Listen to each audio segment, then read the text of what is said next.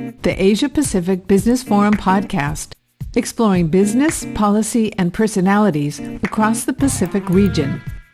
Hello, my name is Dick Drobnick, and I'm the host of the Asia Pacific Business Forum podcast series. And today we have the opportunity and the pleasure of speaking with Professor Geoff Cowan. Geoff is a professor of journalism and communications at the University of Southern California and is also the director of USC's Annenberg Center for Communications, Leadership, and Policy. And Geoff was also the director of Voice of America in the Clinton administration. Geoff, you recently wrote a editorial piece in the LA Times, I think titled something like Trump, Voice of America to go silent, and America's adversaries are cheering. What was that all about?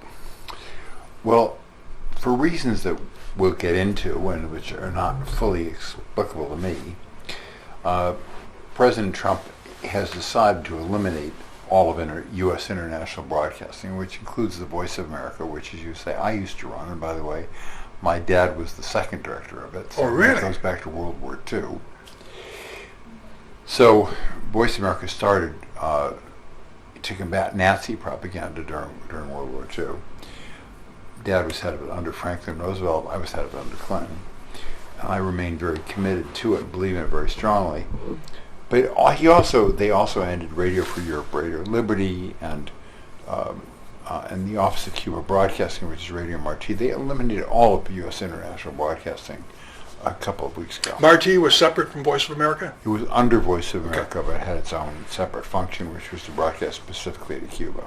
So Marco Rubio is accepting or behind this closure of Voice of America, Radio Marti? Don't ask me to explain their reasons, because it's very hard for me to understand their reasons. I can tell you what I think they may be. Not Rubio, I think, in his case, goes along with what Trump wants.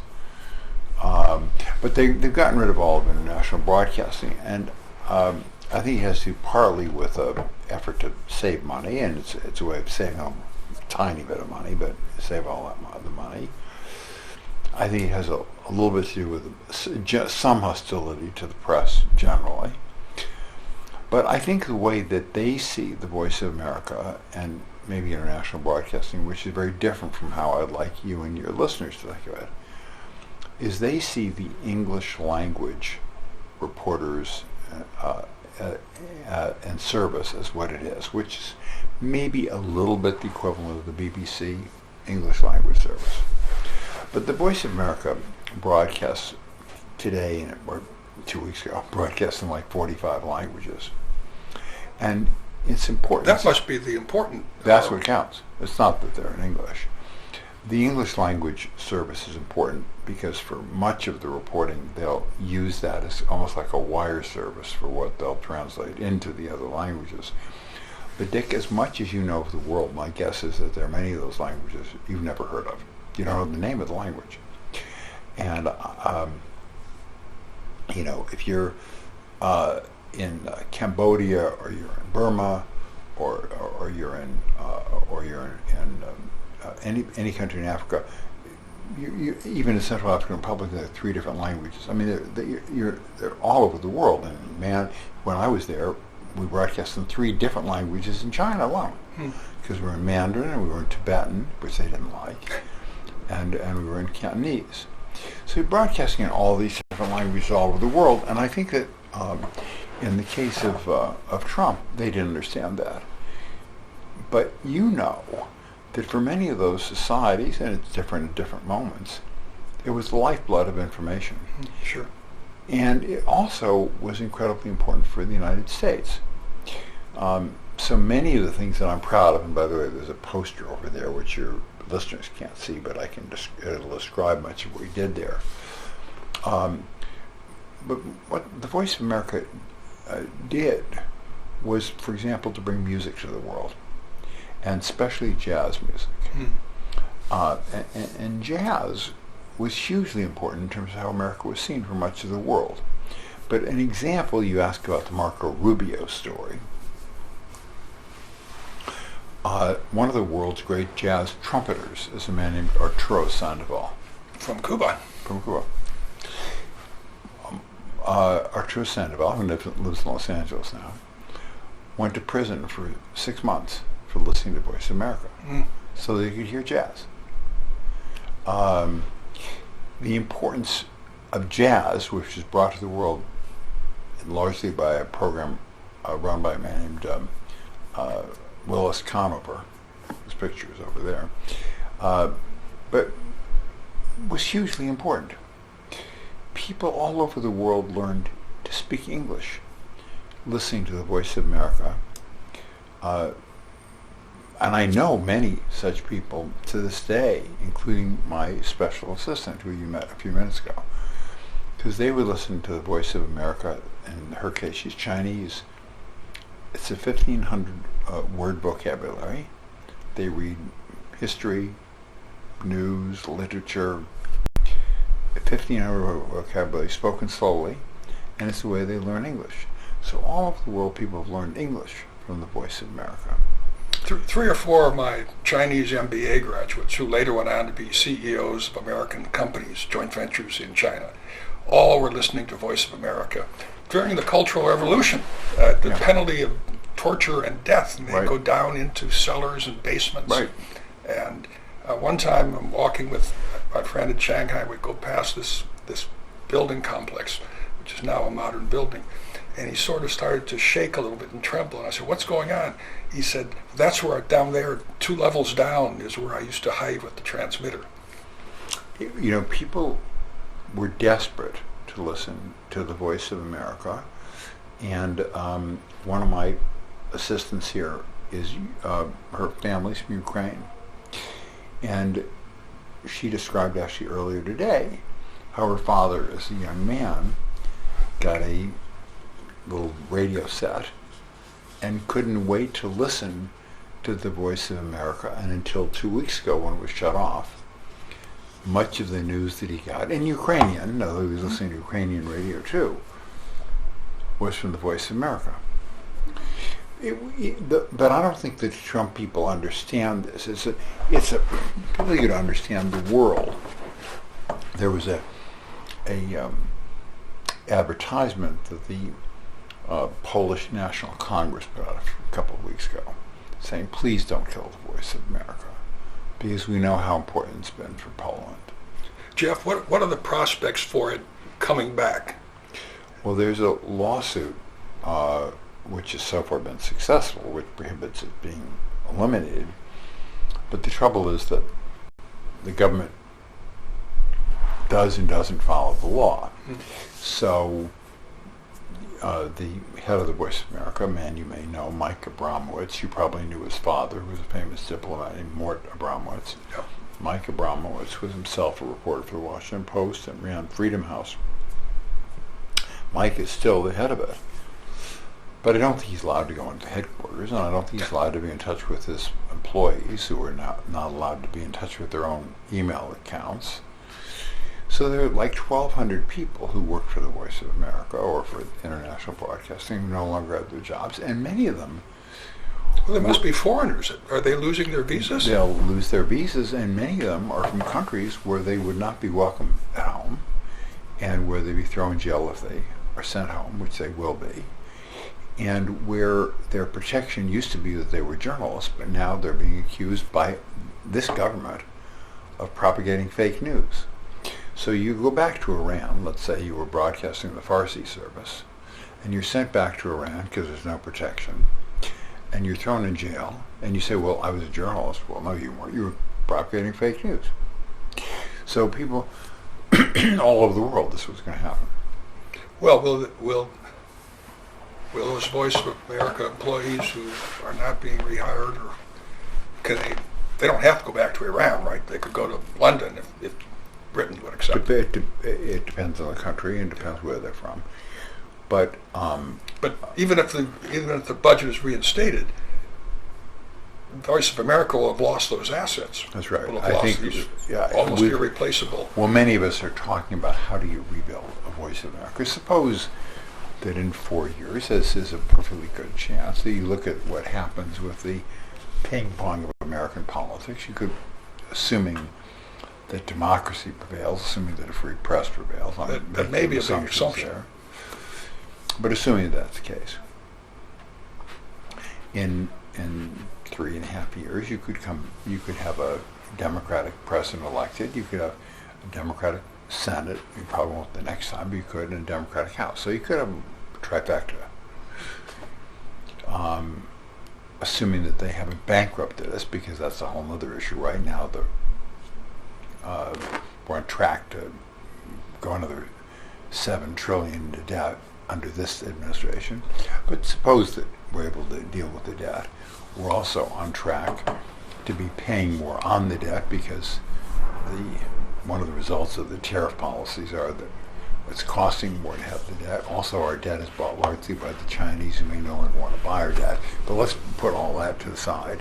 And assuming America prevails, assuming you have a presidency that you want to recreate a voice America, we've lost our credibility. We've lost the capacity to do it. We've lost the transmitting services. We've lost our audience. We've lost the employees who work there. You can't. It's very hard to rebuild things. I've been talking with a friend of mine who's a former conservative Republican U.S. senator who believes strongly in the Voice of America.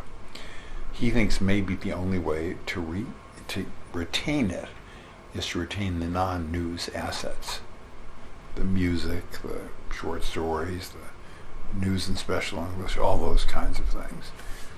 Because maybe those things aren't as much of a threat, or whatever it is, to this administration. And that's an important thing to do. But it's just one of the things that it did, and so much of what it did was broadcasting into countries. At times you didn't always know when it was going to be important, and yet by building up that credibility for all those years, that's when its importance was greatest. And I think it's a tragedy, and it doesn't make sense to me, except the way I said it before, which is just a dislike of the press. Because it used to be, Dick, when I took it on, it was sort of considered, if anything, a slightly conservative enterprise. Yeah, I mean, it was supported by, my recollection, by Republicans maybe more than Democrats. That's right. I've been involved in the effort to save it that you mentioned before, and there are, I think, 9 former directors, 5 of whom were named by Republicans, 4 by Democrats, or something like that. One of the former directors, who briefly was involved in trying to save it, tragically died during this period, was Dick Carlson. Dick Carlson, whose son is Tucker Carlson, but Dick Carlson also headed the Corporation for Public Broadcasting. He was a California journalist at one time. But Dick Carlson was head of Voice of America, and on March 20th he signed the letter that the other directors all signed, and he said he'd be proud to sign it. That was March 20th. He died on March 24th. Wow. But all the others who were named by Republicans have been proud to sign it. It's not a partisan enterprise. And this letter went to the Senate or went to the House? Went to the Senate. They went to both, to the House and Senate, to the ranking members, the major committees and the chairs committees. So far, it hasn't really. No response. No. But we'll see. It's still an effort. But the problem is, none of these. I happen to think VOA is important. It happens to be the thing I'm most engaged in. But I also think USAID is important. You mentioned before that part of your career was as a Peace Corps worker. Yeah. Well, Peace Corps is separate from AID. Yes, but does that still exist? Will it? Well, it does, but my doubt that it will. No, probably won't. Head Start? No more Head Start. I mean, the number of institutions, unless it's, we had a Kennedy Center. We saw the Kennedy Center. We used to have a different chair of the Kennedy Center. National Endowment for Humanities, gone. National Endowment for the Arts, gone. Corporation for Public Broadcasting and Support for Public Radio and Public Television, gone.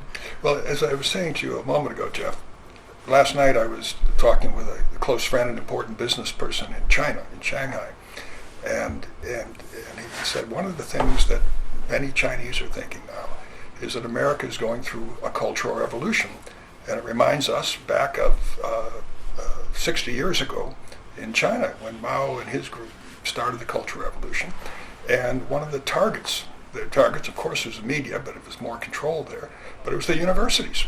And it was taking out professors and putting dunce caps on them and walking them around and parading them around. And so more broadly than international foreign aid, Voice of America and AID and Peace Corps, is the assault on universities here, as we've seen against Columbia and against Harvard. And yourself as a Harvard man, what do you think of Harvard's response yesterday? I'm proud of Harvard, and I hope USC will do something similar. But it's hard. I mean, I'm also a lawyer, as you know, and I'm very disappointed in the number of law firms that have given it. And I think at this point, law firms have agreed to give Trump or his programs something like $1 billion of free legal advice or free legal support. I'm disappointed. When I was in law school, different era and so forth. But I can't imagine many of the people I knew in law school going to work for firms that would have done that. We've lived through difficult periods before. My own personal history, as you know, in part was in the Civil Rights Movement. And there are pictures around this room also of me in Mississippi in 1964 when I was living in a state and registering voters in a state where blacks couldn't vote. Living in a house which was being shot up, and there were people, neighbors of the guy I was living with, the family I was living with, stayed on top of the house with rifles to protect the house. We've lived through this kind of periods before. As a kid, I went to a school where some of my classmates were targeted by Joe McCarthy.